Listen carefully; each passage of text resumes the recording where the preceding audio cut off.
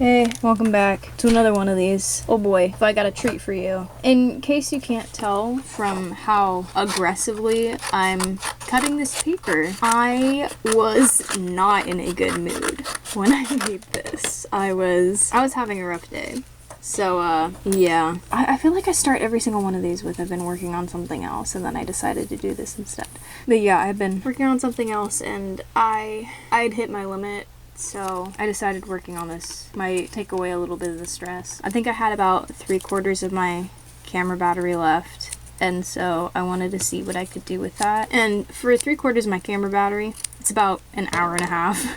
I made this in a little over an hour. I was having a rough day, and I decided to do this instead because, yeah, who doesn't want to glue a bunch of pieces of paper together for fun? When I chose the paper colors, when I cut up the pieces of paper, I didn't really know what I was doing. And then I had the idea to make a hand. You see me putting together all of the bits and pieces for the hand, slowly but steadily and painfully gluing them all together. Just me and my embroidery needle against all odds. I also cut up those little bits and pieces of that grayish blue looking paper. I end up using them later, but they're just gonna stay on the screen. They're just gonna stay there. They're gonna stay, and they're gonna continue to stay for the entirety of the video until I finally use them. So that'll be fun. I'll say this project is definitely not perfect or fantastic or great by any means, but I'm proud of it because it came from, you know, a place of frustration and a desire for destruction. So it was cathartic, and by the end of it, I'm a lot calmer and I'm a lot happier. So I'm really glad I worked on this instead of just kind of putting all that negative energy just nowhere. Also, do not look at my nail polish. Don't look at it. Yes, it's a new color. It's good. It's wonderful. It's lovely. But don't look at it. It's such a bad paint job. Do not look at it. Just look at me gluing. Just look at me gluing. Don't look at anything else. Just the glue. Just the glue. Nothing else. Okay? Okay? Get it? Got it? Good. Good. Good. Lovely. Okay, glad we're on the same page. Don't look at anything else. Don't look at my nails. They're gross. I'm staring at my nails, but you're not allowed to. Okay? Got it? Got it? Good. Good. Glad we understand where we're at right now. Okay. I decided that I didn't want to do just a hand. I wanted to move on to the wrist as well, which I guess makes enough sense. Yeah, I don't really like how kind of the top of the hand ended up turning out. It looks even for this, it looks a bit too chunky. It's not the best thing I've made, but I'm glad I made it. Yeah, I don't know. I know I was covering up kind of the ends of the fingers, but it's also like, why did I kind of put together like that?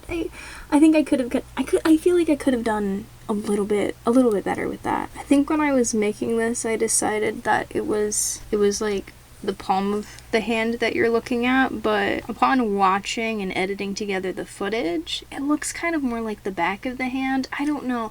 I still haven't decided. You know what? The author is dead. Who cares? So make of that what you will. The author's dead anyway. You know, I used to not agree with the concept of the author is dead, but I'm not quite sure what made me change my mind on that, but I am now ultra the author is dead. I completely subscribe to it. The author is so dead. Even when I write a book someday, I am dead. I am dead. I do not exist. I do not exist. I wrote the book, but I also don't exist. So, the author is dead. Reader response. Honestly, here's the deal. If you're not willing for your art to be read any way that people choose to end up reading it, if you're not willing to let people do that, I understand people's desire for art to be read and understood exactly the way they want it to be read, you know? Which is why you write about it, which is why you tell people what you were feeling when you made it. If you want it to be ambiguous, then you let people see it as ambiguous. You don't tell them what you were thinking when you put it together. But if you do that and then expect people to only get that interpretation out of it, you have no concept of how the world works psychologically. Like, there's a lot of different ways to read something, you know? It's not like every single lesson in the world only has it's not like every single story, piece of literature, art, whatever. It's not like every single thing only has one concept or lesson to learn from it. And in my opinion, I think that reader response, the author is dead, just literary criticism in general, I think that allows for those other points of view to be, to be studied and to be discovered and to be found. It's so frustrating when people are unwilling to see other points of view. It's so frustrating because it's just like, how can you live in such a narrow-minded image of the world when you think that your experiences, they're the only ones? And I think that's bull. Yes, that is what I think. I think that's bull. And that is why I think that the author is dead is a good thing. It's a good thing to subscribe to. I think, at the end of the day, regardless of how much you say about it, regardless of how much study and skill and patience and work you put into something, people are still going to interpret it however they choose to interpret it. You're dead. You are dead. The artist is dead, the author is dead. Reader response prevails. If you're making things for people and you expect them to know what you meant, is to just be lost completely in translation and not understand how other people work, it doesn't make any sense. Like, how can you fully expect everybody else to think exactly the same as you about subjects, about ideas, about thoughts? Like, why, and how? Like, other people's thoughts and ideas and opinions are just as valuable as yours, and their interpretation is no less valid. In fact, I think it's insightful for people to get something different out of the art that you create. I think it's insightful because at the end of the day, you may think you're creating one thing, but somebody else can look at it and say, hey, I see this in your work, and that means this. And you say, oh, wow, I didn't think about it that way. I was only thinking about this when I made it. It can open your mind to the fact that your subconscious, oh shit, I'm becoming Freud. Oh no, I'm becoming Freud. No. Is this why Freud did cocaine? No, I'm becoming Freud. No. All I'm trying to say is that psychologically, we will never truly fully know ourselves. We do not know ourselves as well as we think we do. So when we're creating one thing, we are creating that thing. But there is an underlying concept under that thing that simply shows that we do not understand ourselves as human beings. That's all I'm trying to say. That is it. That's all. I am just trying to say that in everyday life, everything we do is art, and the author is dead because everybody's just going to read a response to you anyway. Every single action you do, everybody's going to interpret it just slightly differently than you are. You may think you look cool, but you actually look like an idiot. You may think you look stupid, but you look like the smartest person in the room, which might still be pretty stupid, but at the end of the day, people are still reader response in you. I am so mad that I almost became Freud. No, I am not. No, see, here's the deal. Here's the deal. I don't do cocaine. Check.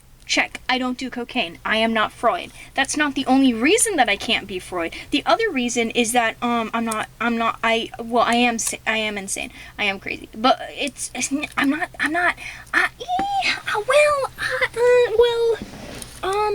don't know. What else did Freud do? What else did Freud do that was absolutely ridiculous? I don't know where I'm going with this. Because Freud was just absolutely insane. The whole concept of ego, I just mixed up all of the words together. Id, ego, and superego, is that what it is? Id, ego, I literally did a project on this in school. It's id, ego, and superego, right? Yeah, it is. I barely remember what they are. I remember that they're three things, and that means the Illuminati is amongst us. Like, that's all I know. My foot is in fact asleep. It does not feel good. Anyway, basically, I'm not Freud, but I think what we create and what we say gives people a psychological read into who we are as human beings that we cannot analyze ourselves on our own. Like, we need that insight for us to be able to understand it about ourselves. Which is why people project. Project? Is that the thing that people do? Is that the thing? Is it projecting? Yeah, psychological projection. Yeah. I'm 100% correct. Psychological projection. But anyway, let's get back to whatever this is. Oh yeah, I started making the flower petals here because I wanted to add flowers to it because I learned from the last paper mosaic I made that I'm good at making flowers. So I was like, okay, we can make those again. That sounds like a good idea. I survived this project.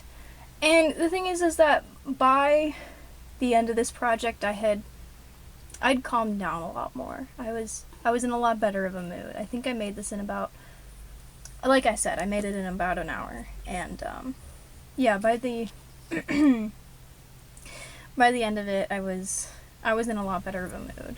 And just goes to show how doing strange art can calm you down, I guess. Yeah. That's all I got for you. Oh, here is what the hand looks like in different lighting because, yet again, the lighting has betrayed me and it looks better in different lighting. So, yeah. I think that's it. Yeah. Alright.